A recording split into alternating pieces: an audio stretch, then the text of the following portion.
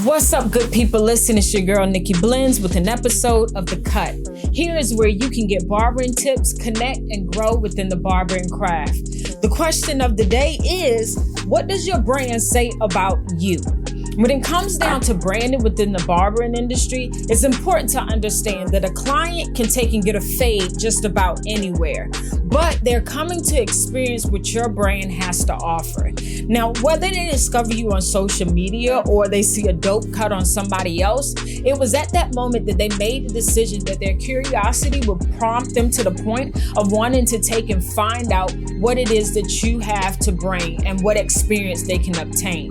You see, the definition of branding is the promotion of a particular product or a company by means of advertising and distinctive design. So what does that basically mean? As a barber, you are the product. So here are 3 quick tips to help you with your branding.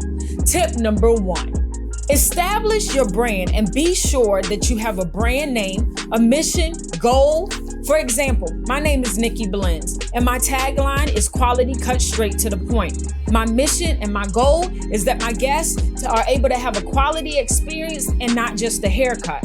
Be sure to make it marketable and make sure that you market.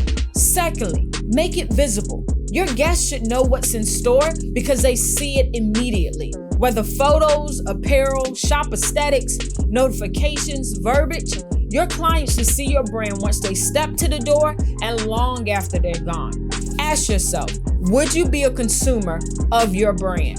If the answer is no, then you need to start making some changes. Lastly, step number 3, stop trying to attract other barbers and start attracting potential clients and turn them into guests. Shout out to the Key Salon because she put me on game with addressing clients as your guests because you're allowing them to come into your space. Contrary to popular belief, having a huge following of barbers doesn't help in many cases because at the end of the day, that is competition. And that is like the likely chance of them taking and sharing and blasting you on their pages, slim to none. But a guest that has an amazing experience will. They are your number 1 promoters. So find a product that tailors to your guests because they will continue to support where you go and what you have to offer.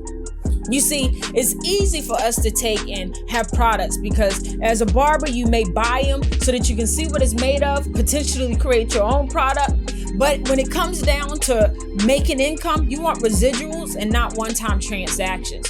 For example, I had an enhancement shield and I even had the option for personalization and the sales were minimal. Why? Because I was trying to attract barbers. And once they had one, they were good. But when I took and created a beard butter, a beard soap, and oil, I sold out. And clients to this day are still asking me for more. You see, branding within the barbering industry is more than just a haircut, but it must be visible and your guests need to know why they need your services. It's important to understand that you must be professional because we are professionals. And no longer can barbering just be viewed as a haircut. Make sure that you are consistent. All right, so this wraps it up for our first episode of The Cut. If this helped you in any kind of way, please drop a comment below. Be sure to follow me at Nikki Blends on Instagram and YouTube. And if you haven't already done so, be sure to download the Cut app. This is the number 1 booking app that helps barbers take their business not just from cutting hair, but to the professional level in which it should be. As always, grace and peace.